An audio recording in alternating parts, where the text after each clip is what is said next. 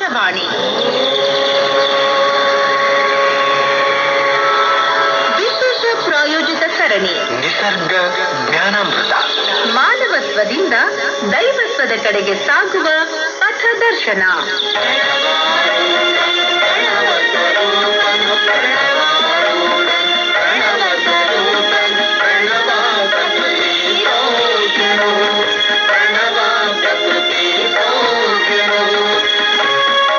ಪ್ರಾಯೋಜಕರು ವೈದ್ಯ ಸಂಗಣ್ಣ ಯೋಗ ಮತ್ತು ನಿಸರ್ಗೋಪಚಾರ ಕೇಂದ್ರ, ಶ್ರೀ ಗುರು ಬಸವ ಮಹಾಮನೆ, ಮನಗುಂಡಿ, ಧಾರವಾಡ. ನಿಸರ್ಗ ಜ್ಞಾನಾಮೃತ. ಈ ಕಾರ್ಯಕ್ರಮಕ್ಕೆ ಶುಭ ಕೋರುವವರು ಪ್ರಾಚಾರ್ಯರು ಹಾಗೂ ಸಿಬ್ಬಂದಿ ವರ್ಗ, ಹಿರೇಮಲ್ಲೂರ್ ಈಶ್ವರನ್ ವಿಜ್ಞಾನ ಮತ್ತು ವಾಣಿಜ್ಯ ಮಹಾವಿದ್ಯಾಲಯ, ಕಲ್ಯಾಣ ನಗರ, ಧಾರವಾಡ.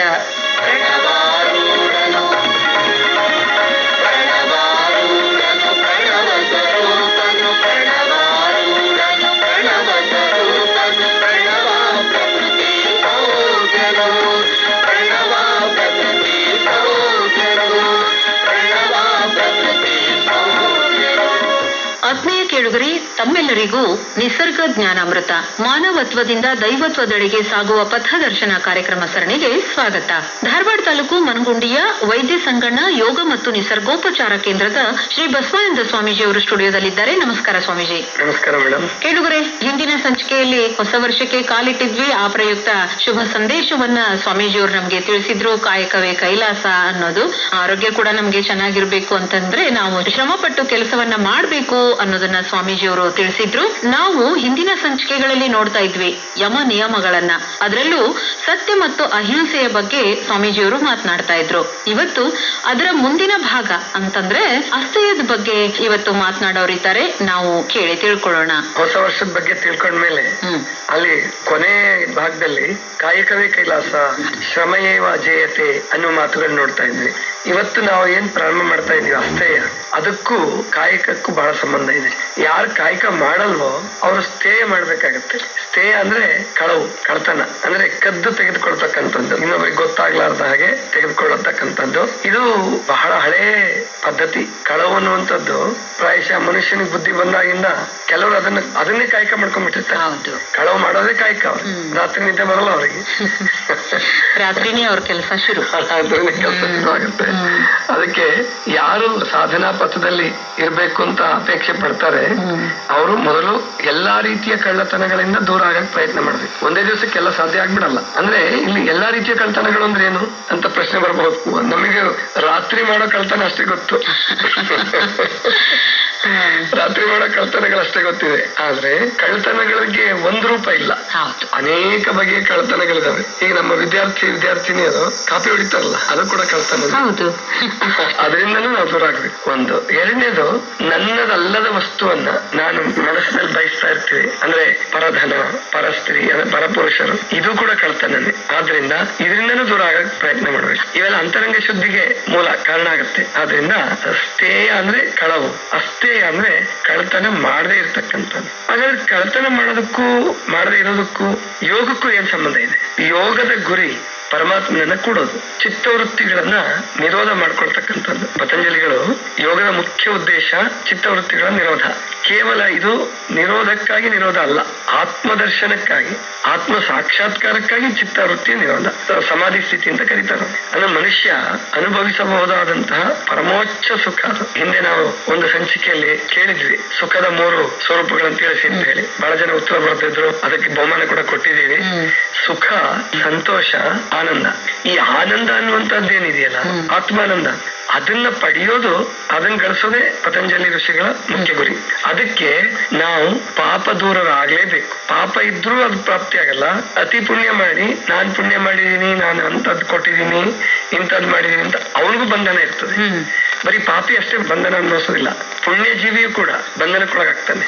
ಅಲ್ಲಿ ಅಹಂಕಾರ ಬಂಧನ. ಅಲ್ಲಿ ನಾನ್ ಮಾಡಿದ್ದೀನಿ ಅದೇ ಬಸವಣ್ಣವ್ರು ಹೇಳ್ತಾರಲ್ಲ, ಮಾಡಿದೆನೆಂಬುದು ಮನದಲ್ಲಿ ಹೊಳೆದಡೆ ಏಡಿಸಿ ಕಾಡಿತ್ತು ಶಿವನಡಂಗುರ. ಹೌದು. ಮಾಡಿದೆ ನಿನ್ನದಿರಾ ಲಿಂಗಕ್ಕೆ, ಮಾಡಿದೆ ನಿನ್ನದಿರಾ ಜಂಗಮಕ್ಕೆ, ಮಾಡಿದ್ದು ನೀಡಿದ್ದು ಮನದಲ್ಲಿಲ್ಲದಿದ್ದಡೆ ಬೇಡಿದ್ದ ನೀವ ಕೊಡಲ ಸಂಗಮದೇ. ಇದು ಅಂದ್ರೆ ಅಷ್ಟೇಯ ನಾವು ಪ್ರಾಕ್ಟೀಸ್ ಮಾಡ್ಬೇಕನ್ನ. ಈ ಎರಡೂ ಅನಿಸಿಕೆಗಳು ತಪ್ಪು. ಒಂದ್ ಅನಿಸಿಕೆ ಏನಂದ್ರೆ, ನಾನು ಅಷ್ಟೇ ಅಂದ್ಕೂಡ್ಲೆ ನಾನು ಯಾವ್ದು ಕಳ್ತನ ಮಾಡಿಲ್ವಲ್ಲ, ನಾನು ಯಾವ್ದು ಕಳ್ತನ ಮಾಡಿಲ್ಲ, ನಾನು ಕಳ್ಳ ಅಲ್ಲ, ನಾನು ದುಡಿತೀನಿ, ಸಂಬಳ ತಗೊಳ್ತೀನಿ, ನಾನು ಬದುಕ್ತಾ ಇದ್ದೀನಿ, ಕಳ್ಳ ಹೇಗಾಗತ್ತೆ? ಮಾಡೋ ಕೆಲಸನೂ ನಿಷ್ಠೆಯಿಂದ ಮಾಡದಿದ್ರು ಕೂಡ ಅದು ಕಳ್ಳತನಾನೇ. ಅದು ಕೂಡ ಅದು ಮೈಗಳತನ ಅಂತ. ಅದೇ ಮೈಗಳತನಾನೇ ಅನ್ನೋದು, ಅದ್ರಲ್ಲೂ ಕಳ್ಳತನ ಅಂತ ಬಂದ್ಬಿಡುತ್ತೆ. ಮೈಗಳತನ. ಹೌದು. ಅದಕ್ಕೆ ಆ ರೀತಿ ಕಳ್ತನೂ ಕೂಡ ಮಾಡಬಾರ್ದು. ಅದನ್ನ ಈಗ ನಾವು ನಮ್ಮ ದೇಶದಲ್ಲಿ ಒಂದು ಪ್ರಾಕ್ಟೀಸ್ ಮಾಡ್ಬೇಕು ನಾವೆಲ್ಲರೂ. ಒಂದ್ ಕಾಲದಲ್ಲಿ ಇತ್ತು ಅದು. ಏನಿತ್ತು ಅಂದ್ರೆ, ನನಗೆ ನಾನೇ ನಿಯಂತ್ರಣ ಹಾಕೊಳ್ಳೋದು, ನನಗೆ ನಾನೇ ಸಾಕ್ಷಿ, ಆತ್ಮಸಾಕ್ಷಿ, ಮನಸ್ಸಾಕ್ಷಿ. ಅದು ಬಹಳ ಶ್ರೇಷ್ಠ. ಈಗ ನಾವು ಇಡೀ ವಿಶ್ವದಲ್ಲಿ ಜಪಾನ್ ದೇಶ ಜನರಲ್ಲಿ ಅದನ್ನ ಕಾಣ್ತಾ ಇದೀವಿ. ತುಂಬಾ ಚೆನ್ನಾಗಿದೆ ಅಲ್ಲಿ. ಅಂದ್ರೆ ಬೇರೆಯವ್ರ ವಸ್ತುಗಳನ್ನು ತಗೊಳ್ಳೋದಿಲ್ಲ. ಅಲ್ಲಿ ಹೋಗಿ ಬಂದವ್ರು ನಾನು 3-4 ಜನರ ಅನುಭವ ಕೇಳಿದೀನಿ. ನೀವೇನಾದ್ರೂ ಬಸ್ ಸ್ಟ್ಯಾಂಡ್ ಅಲ್ಲಿ ಒಂದು ವಸ್ತು ಬಿಟ್ಟು ಹೋಗಿದ್ರೆ, ನೀವೊಂದು 4-5 ಗಂಟೆ ಬಿಟ್ಟು ಬಂದು ನೋಡಿದ್ರು ಕೂಡ ಅಲ್ಲೇ ಇರುತ್ತೆ, ಯಾರು ಮುಟ್ಟಲ್ಲ. ಒಂದ್ ವೇಳೆ ಬೇರೆಯವ್ರು ಮುಟ್ಟಿದ್ರು ಕೂಡ ಅದ್ರಲ್ಲಿ ನಿಮ್ಮ ಅಡ್ರೆಸ್ ಇದ್ರೆ ನೀವ್ ಎಲ್ಲಿರ್ತೀರೋ ಅಲ್ಲಿಗೆ ತಲುಪುತ್ತೆ. ಆ ತರದ ಪ್ರಸಂಗಗಳು ಅಲ್ಲಿ ಆಗಿದೆ. ಬಟ್ ಇಲ್ಲಿ ಹೇಗಿದೆ ಅದು ನಿಮ್ಗೂ ಗೊತ್ತು, ಶ್ರೋತೃಗಳಿಗೂ ಗೊತ್ತು, ನನಗೂ ಗೊತ್ತು. ಹೌದು. ಯಾಕಂದ್ರೆ ನಮ್ಮಲ್ಲಿ ನನ್ನಿಂದ ಹಿಡ್ಕೊಂಡು ಪ್ರತಿಯೊಬ್ಬರಿಗೂ ಒಂದು ಮೆಂಟಾಲಿಟಿ ಏನ್ ಬಂದ್ಬಿಟ್ಟಿದೆ ಅಂದ್ರೆ, ನಾನು ಹೆಚ್ಚು ತಗೊಂಡ್ಬಿಡ್ಬೇಕು, ಪ್ರಾಪ್ತಿ ಮಾಡ್ಕೊಂಡ್ಬಿಡ್ಬೇಕು. ಈ ಅಪ್ಪನ ಆಸ್ತಿನ ತಗೊಳ್ಳುವಾಗಲೂ ಕೂಡ ಮಗ ತನ್ನ ಅಣ್ಣ ತಮ್ಮಂದ್ರೇನೆ, ಅವರು ಒಡ ಹುಟ್ಟಿದವ್ರೆ, ಎಷ್ಟು ಜಗಳ ಆಡ್ತಾರೆ, ಎಷ್ಟು ಕೋರ್ಟ್ಗೆ ಹೋಗ್ತಾರೆ, ಕೆಲವು ಸಾರಿ ಅಪ್ಪನ್ನೇ ಕೊಲೆ ಮಾಡುವ ಸಾಧ್ಯತೆಗಳು. ಇವೆಲ್ಲ ಏನಕ್ಕೆ ಅಂದ್ರೆ, ಅವನೇನ್ ಸುಖವಾಗಿರಲ್ಲ, ಶಾಶ್ವತ ಯಾವುದೂ ಅಲ್ಲ. ಆಮೇಲೆ ಒಂದ್ ವೇಳೆ ಬೇರೆಯವ್ರು ಕಣ್ ತಪ್ಪಿಸಿ ಅಪರಾಧದಿಂದ ಪಾರ ಆದ ಅಂತ ಇಟ್ಕೊಳ್ಳಿ, ಅವನಿಗೆ ಖಂಡಿತ ಸುಖ ಇರಲ್ಲ. ಕೆಟ್ಟ ರೂಪದಲ್ಲಿ ನಾವು ಬಂದಿದ್ದು, ಇನ್ನೊಬ್ರನ್ನ ನೋಯಿಸಿ ನಾವು ಕಿತ್ಕೊಂಡಿದ್ದು, ಅದು ಯಾವುದೂ ಕೂಡ ನಮಗೆ ದಕ್ಕಲ್ಲ, ಖಂಡಿತ ದಕ್ಕಲ್ಲ. ಆದ್ರಿಂದ ನಾವು ಯಾವುದೇ ಕಾರಣಕ್ಕೂ ಕೂಡ ಎಷ್ಟು ಸಾಧ್ಯವಾಗುತ್ತೋ ಅಷ್ಟು ಪ್ರಾಮಾಣಿಕವಾಗಿ ನಡ್ಕೊಳ್ಳೋದಕ್ಕೆ ಪ್ರಯತ್ನ ಮಾಡೋಣ. ಹೌದು. ಆಮೇಲೆ ನಾವು ಇನ್ನೊಂದೇನು ಕೆಟ್ಟ ಅಭ್ಯಾಸ ಬೆಳೆಸ್ಕೊಂಡಿದೀವಿ ಅಂದ್ರೆ, ಇನ್ನೊಬ್ರು ಪ್ರಾಮಾಣಿಕರಾಗಿರ್ಲಿ ನಾನ್ ಬಯಸೋದು. ಈ ನಾನು ಗುರುಸ್ಥಾನದಲ್ಲಿ ಇದೀನಿ, ನನ್ನ ಶಿಷ್ಯರು ನನ್ನ ಭಕ್ತರೆಲ್ಲ ಚೆನ್ನಾಗಿ ನಡ್ಕೋಬೇಕಪ್ಪ, ಆದ್ರೆ ನನ್ ಮಾತ್ರ ಕೇಳಬಾರ್ದು. ಅದಕ್ಕೆ ಒಬ್ರು ಗುರುಗಳು ತಮಾಷೆ ಮಾಡ್ತಿದ್ರು, ಬಸವಣ್ಣವ್ರ ರಚನೆ ಇದೆಯಲ್ಲ, ಕಳ ಬೇಡ, ಕೊಲ ಬೇಡ, ಹುಸಿಯ ನುಡಿಯಲು ಬೇಡ, ನನ್ನನ್ ಮಾತ್ರ ಕೇಳ್ಬೇಡ. ಇದು ಈ ಮೆಂಟಾಲಿಟಿ ಒಳ್ಳೇದಲ್ಲ. ಮೊದಲು ನನ್ನನ್ನು ನಾನು ಸುಧಾರಿಸ್ಕೊಳ್ಳೋದು. ನಿಜ. ಹೊಸ ವರ್ಷದ ಅದು ಸಂಕಲ್ಪ ಮಾಡಿ, ನನ್ನನ್ನು ನಾನು ಎಷ್ಟು ಮಟ್ಟಿಗೆ ಸುಧಾರಿಸ್ಕೊಳಕ್ ಸಾಧ್ಯ ಆಗುತ್ತೆ. ನಮ್ಮ ಸ್ವಾತಂತ್ರ್ಯ ಹೋರಾಟಗಾರರು ಬೇರೆಯವರಿಂದ ನಮ್ಮ ಗುಲಾಮಗಿರಿಯನ್ನ ತಪ್ಪಿಸಿದ್ರು, ನಮಗೆ ಸ್ವಾತಂತ್ರ್ಯ ತಂದ್ಕೊಟ್ರು. ಅವ್ರು ಬಲಿದಾನ ಮಾಡ್ಕೊಂಡು, ಅವರು ಜೈಲ್ ಸೋಸಿ, ಅವರು ಅರ್ಧ ಹೊಟ್ಟೆ ಉಂಡು, ಅವರು ಲಾಠಿ ಏಟ್ ತಿಂದು, ಗುಂಡೇಟ್ ತಿಂದು ನಮಗೆ ಇವತ್ತು ಸ್ವಾತಂತ್ರ್ಯ ತಂದ್ಕೊಟ್ಟಿದ್ದಾರೆ.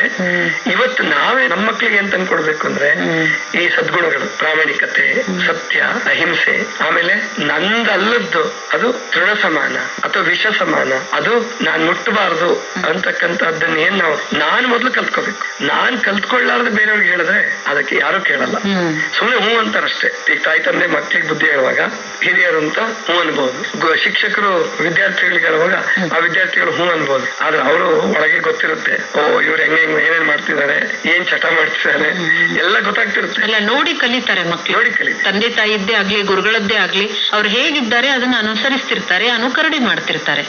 ಅದಕ್ಕೋಸ್ಕರ ನಾವು ಯಾವ ಕಾರಣಕ್ಕೂ ಕೂಡ ನಾವು ಯಾವುದೇ ರೀತಿಯ ಕಳ್ಳತನವನ್ನು ಮಾಡೋದು ಬೇಡ. ಅದು ಬಂಗಾರನೇ ಬಿದ್ದಿರ್ಲಿ. ಹೌದು. ಸತ್ಯಕ್ಕ ಅನ್ನುವಂತ ಒಬ್ಬ ಶರಣೆ ಹೇಳ್ತಾರೆ, ಕಸಗುಡಿಸುವ ನಾಯಕ ಮಾಡ್ತಾ ಇದ್ದ ಕಲ್ಯಾಣದಲ್ಲಿ. ಅವ್ರು ಹೇಳ್ತಾರೆ, ಬಟ್ಟೆಯಲ್ಲಿ ಒಂದು ವಸ್ತ್ರ ಬಿದ್ದಿದ್ದಳೆ, ಕೈ ಮುಟ್ಟಿ ಎತ್ತಿದೆ ನಾದಡೆ, ನಿಮ್ಮಾಣೆ ನಿಮ್ಮ ಪ್ರಮಥರಾಣಿ. ನಾನು ಕಸಗುಡಿಸುವಾಗ ಅದು ಒಂದು ವಸ್ತ್ರ ಬಿದ್ದಿರುತ್ತೆ, ಅದನ್ನು ನಾನು ತಗೊಂಡು, ಅಂದ್ರೆ ಕೆಲವರು ಏನ್ ಮಾಡ್ತಾರೆ, ತಗೊಂಡು ಬೇರೆಯವ್ರಿಗೆ ಕೊಡೋಣ, ಉಪಯೋಗ ಮಾಡೋಣ, ಸರಿ ಅದು ಮಾಡಿ. ಆದ್ರೆ ಅದು ನಿಮ್ ಕೈಗೆ ಬಂದ್ಮೇಲೆ ನಿಮ್ಮನ್ನ ಏನ್ ಮಾಡುತ್ತೋ ಗೊತ್ತಿಲ್ಲ. ಆ ಹಣ ನಮ್ ಕೈಗೆ ಬಂದ್ ಕೂಡ್ಲೆ ಬೇರೆಯವ್ರಿಗೆ ಕೊಡೋಣ ಅಂತ ನಾನ್ ತಗೋಬಹುದು. ನಾನ್ ತಗೊಂಡು ಕೂಡ್ಲೆ ಕೊಟ್ರೆ ಪರವಾಗಿಲ್ಲ, ಜೇಬಿಗೆ ಇಳಿತು ಅದು ನಾನು ಬೇರೆ ಕಡೆ ಹೋದೆ ಅಂದ್ರೆ ಮತ್ತದು ಬೇಡ, ಅದು ಇಷ್ಟೊಂದು ದೊಡ್ಡ ಮೊತ್ತ ಸಿಕ್ಕಿದೆ, ನಾನು ಯಾಕೆ ಕೊಡ್ಬೇಕು, ಬೇರೆಯವ್ರಿಗೆ ಯಾಕೆ ಕೊಡ್ಬೇಕು? ಹಂಗಂತ ನಮ್ ದೇಶದಲ್ಲಿ ಇಂತ ಒಳ್ಳೆ ಪ್ರಸಂಗಗಳು ಇಲ್ವೇ ಇಲ್ವಾ? ಇದೆ. ತುಂಬಾ ಜನ ಈಶ್ವರ್ ಚಂದ್ರ ವಿದ್ಯಾಸಾಗರ್ ಅಂತವ್ರು, ಮಹಾತ್ಮ ಗಾಂಧೀಜಿಯವರಂತವ್ರು, ಆಮೇಲೆ ಬಸವಣ್ಣವ್ರ ಜೀವನದಲ್ಲಿ ಒಂದು ಘಟನೆ ನಡೆಯುತ್ತಿದೆ, ಗೊತ್ತಿದೆ ನಿಮಗೆ. ಏನು ಅಂದ್ರೆ ಅವ್ರು ರಾತ್ರಿ ಮಲಗಿರುವಾಗ ಒಬ್ಬ ಕಳ್ಳ ಬರ್ತಾನೆ ಮಹಾಮನೆಗೆ. ಕಳ್ಳ ಬಂದ್ಬಿಟ್ಟು ನೀಲಾಂಬಿಕೆ ಅಮ್ಮವರ ಕಿವಿ ಕೈ ಹಾಕ್ತಾನೆ, ಒಲೆ ಬಿಚ್ಕೋಬೇಕು. ಎಚ್ಚರ ಆಗತ್ತೆ. ಎಚ್ಚರ ಕಳ್ಳ ಕಳ್ಳ ಕಳ್ಳ ಅಂತ ಎದ್ದೇಳ್ತಾರೆ. ಆವಾಗ ತಪ್ಪಿಸ್ಕೊಳಕ್ ಪ್ರಯತ್ನ ಮಾಡ್ತಾನೆ.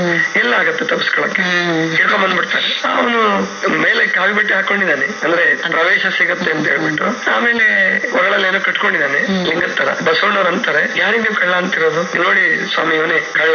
ಇವನ್ ಕಳ್ಳನ? ಇಲ್ಲ, ಇವನ್ ಕಳ್ಳ ಅಲ್ಲ, ಇವನ್ ಸಾಕ್ಷಾತ್ ಕೂಡಲ ಸಂಗಮ ದೇವ. ಅವಾಗೊಂದು ವಚನ ಹೇಳಿದಾರ, ಏನು? ಒಡನಿದ್ದ ಸತಿಯನ್ನು ನಚ್ಚಿದ್ದೇನಯ್ಯ, ಕೈ ಹಿಡಿದ ಸಜ್ಜನೆಯೆಂದು ನಂಬಿದ್ದೇನಯ್ಯ, ಅಯ್ಯೋ ಎನ್ನಯ್ಯನ ಕೈ ನೊಂದದು, ತೆಗೆದುಕೊಡ ಎಲೆ ನೀಲ. ಕಳ್ಳನ ಮನೆಗೊಬ್ಬ ಬಲುಗಳ್ಳ ಬಂದಳೆ. ಕಳ್ಳನ ಮನೆಗೆ ಒಬ್ಬ ಬಲುಗಳ್ಳ ಬಂದಳೆ. ಕೂಡಲ ಸಂಗಮ ದೇವನಲ್ಲದೆ ಮತ್ತಾರು ಇಲ್ಲ. ಅವನು ಕೂಡಲ ಸಂಗಮ ದೇವನೇ. ಕಳ್ಳ ಅಂದ್ರೆ ಕಳ್ಳನಲ್ಲಿಯೂ ಪರಮಾತ್ಮನ ಕಂಡ್ರು. ಇದು ಬಹಳ ದೊಡ್ಡ ಗುಣ, ಬಹಳ ಶ್ರೇಷ್ಠವಾದ ಗುಣ. ನಮ್ಗೆ ಅಷ್ಟು ದೊಡ್ಡ ಗುಣ ಬರುತ್ತೋ ಇಲ್ಲೋ ಬೇಡ, ಅದಂತೂ ಬರೋದ್ ಸಾಧ್ಯನೇ ಇಲ್ಲ. ಅದು ಬರ್ದಿದ್ರು ಪರವಾಗಿಲ್ಲ. ಆದ್ರೆ ಇನ್ನೊಬ್ಬರ ವಸ್ತುವನ್ನ ನಾವು ಅದು ಕಸಕ್ಕಿಂತ ಕಡೆ, ಅಥವಾ ನಮಗ್ ಸಾಧ್ಯ ಆದ್ರೆ ಅವ್ರಿಗೆ ಮುಟ್ಸೋಣ, ಅದನ್ನ ತಿರಸ್ಕಾರ ಮಾಡಿ ಅದನ್ನ ಹಾಳಾಗಿ ಬಿಡೋದ್ ಬೇಡ, ಮುಟ್ಸೋಣ, ಅವ್ರಿಗೆ ಮುಟ್ಸೋಣ, ಆ ವ್ಯಕ್ತಿಗೆ ಮುಟ್ಸೋಣ. ಆ ರೀತಿಯ ಒಂದು ಸಂಕಲ್ಪ ಮಾಡಿದ್ರೆ ಅಸ್ಥೇಯ ಗುಣ ಸಿದ್ಧಿ ಆಗತ್ತೆ ಅಂತ. ಆದ್ರಿಂದ ಯಮದಲ್ಲಿ, ಯಮ ಅಂತ ಏನ್ ಬರ್ತವೆ, ಇದರಲ್ಲಿ ಮೂರನೇದು, ಮೊದಲನೇದು ಅಹಿಂಸಾ, ಎರಡನೇ ಸತ್ಯ, ಅಸ್ಥೇಯ. ಈ ಅಸ್ಥೇಯ ಗುಣವನ್ನ ನಾವೆಲ್ಲರೂ ಕಲ್ತ್ಕೊಳ್ಳೋಣ. ಕೇಳಿದ್ರಲ್ಲ ಕೇಳಿದ್ರೆ, ಅಸ್ಥೇಯ ಗುಣಗಳನ್ನ ನಾವು ಕಲಿತ್ಕೊಳ್ಳೋಣ, ಪ್ರಾಮಾಣಿಕರಾಗಿ ನಡೆದುಕೊಳ್ಳೋಣ, ಪಾಪದಿಂದ ಮುಕ್ತರಾಗೋಣ ಅನ್ನೋದರ ಕುರಿತಂಗೆ ಸ್ವಾಮೀಜಿಯವರು ಇಷ್ಟೊತ್ತು ನಮ್ಗೆ ಮಾರ್ಗದರ್ಶನವನ್ನ ಮಾಡಿದ್ರು. ಇವತ್ತು ನಾವು 52ನೇ ಸಂಚಿಕೆಯ ಪ್ರಶ್ನೆಗೆ ಸರಿಯಾಗಿ ಉತ್ತರಿಸಿ ವಿಜೇತರಾದವರು ಯಾರು ಅಂತ ಹೇಳಿ ನೋಡುವ ಸಮಯವೀಗ. ಆದ್ರೆ ಅದಕ್ಕಿಂತ ಮುಂಚೆ ಇವತ್ತಿನ ಪ್ರಶ್ನೆ. ಈ ವಾರದ ಪ್ರಶ್ನೆ: ಬಸವಣ್ಣನವರ ಮನೆಗೆ ಕಳ್ಳ ಬಂದಾಗ ಅವರು ತಮ್ಮ ಸತಿಗೆ ಹೇಳಿದ ವಚನ ಯಾವುದು? ಬರೆದು ಕಳಿಸಿರಿ. ಪ್ರಶ್ನೆ ಇನ್ನೊಮ್ಮೆ: ಬಸವಣ್ಣನವರ ಮನೆಗೆ ಕಳ್ಳ ಬಂದಾಗ ಅವರು ತಮ್ಮ ಸತಿಗೆ ಹೇಳಿದ ವಚನ ಯಾವುದು? ಬರೆದು ಕಳಿಸಿರಿ. ತಮ್ಮ ಉತ್ತರಗಳನ್ನು ಕಳಿಸಲು ವಿಳಾಸ: ಶ್ರೀ ಗುರು ಬಸವ ಮಹಾಮನೆ, ಚನ್ನಯ್ಯನಗಿರಿ, ಮನಗುಂಡಿ, ಧಾರವಾಡ. ಪೋಸ್ಟ್ ಬಾಕ್ಸ್ ಸಂಖ್ಯೆ 1, ಪಿನ್ ಕೋಡ್ ನಂಬರ್ 580007. 52ನೇ ಸಂಚಿಕೆಯ ಪ್ರಶ್ನೆ: ಹಿಂಸೆಯಲ್ಲಿ 3 ಪ್ರಕಾರಗಳು ಯಾವುವು ಅನ್ನುವುದರ ಕುರಿತು ಬರೆದು ಕಳಿಸಿರಿ. ಉತ್ತರ: ಕಾಯದಿಂದ ಹಿಂಸೆ ಮಾಡದಿರುವುದು, ಮಾತಿನಿಂದ ಕುಶಬ್ದ ನುಡಿಯದಿರುವುದು ಹಾಗೂ ಮನಸ್ಸಿನಿಂದ ಕೆಡಕು ಬಯಸದಿರುವುದು. ಸರಿಯಾಗಿ ಉತ್ತರಿಸಿ ಬಹುಮಾನಕ್ಕೆ ಆಯ್ಕೆಯಾದ ನಮ್ಮ ಅದೃಷ್ಟಶಾಲಿ ವಿಜೇತರು: ಪ್ರಥಮ ಅದೃಷ್ಟಶಾಲಿಗಳು ಶ್ರೀಮತಿ ಮೇಘಶ್ರೀ ಸಿಜೆ, ಕನ್ನಡ ಶಿಕ್ಷಕಿ, ವಿಜಯನಗರ, ಬೆಂಗಳೂರು ದಕ್ಷಿಣ ಜಿಲ್ಲೆ. ದ್ವಿತೀಯ ಅದೃಷ್ಟಶಾಲಿ ವಿಜೇತರು ಸುದೀಕ್ಷ್ ಓ, ಮೇಟಗಳ್ಳಿ, ಮೈಸೂರು ಜಿಲ್ಲೆ. ತೃತೀಯ ನಮ್ಮ ಅದೃಷ್ಟಶಾಲಿ ವಿಜೇತರು ಯೂಸುಫ್ ಮಲಿಗ್, ಬಾಯಾರಿ ಗ್ರಾಮ, ಮಂಜೇಶ್ವರ ತಾಲೂಕು, ಕಾಸರಗೋಡು ಜಿಲ್ಲೆ, ಕೇರಳ ರಾಜ್ಯ. ವಿಜೇತರಿಗೆ ಅಭಿನಂದನೆಗಳು. ಕೇಳುಗರೆ, 53ನೇ ಸಂಚಿಕೆಯ ವಿಜೇತರ ಹೆಸರುಗಳನ್ನು ಮುಂದಿನ ಸಂಚಿಕೆಯಲ್ಲಿ ತಿಳಿಸಲಾಗುವುದು.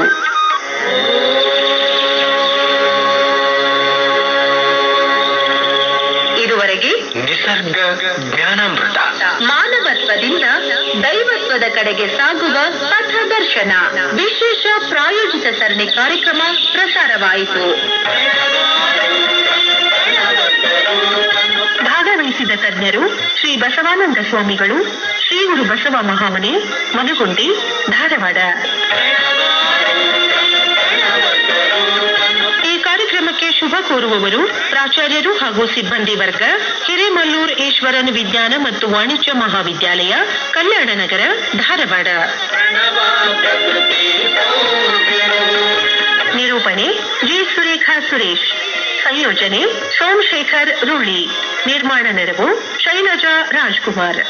ನಿರ್ಮಾಣ ಶರಣಬಸವ ಚೋಳೀನ್.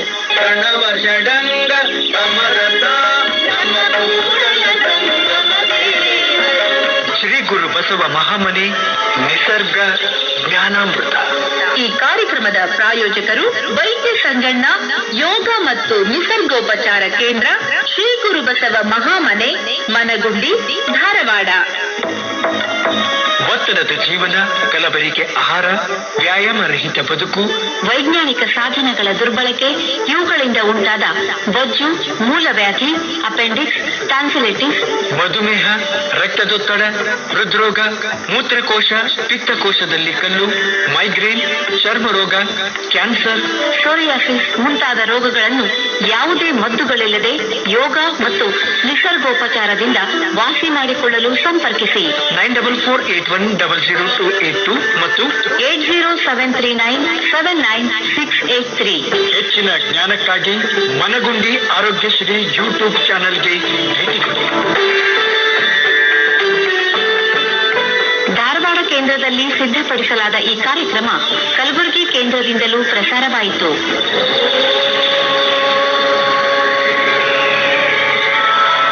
ಮತ್ತೆ ಮುಂದಿನ ಗುರುವಾರ ನಿಸರ್ಗ ಜ್ಞಾನಾಮೃತ.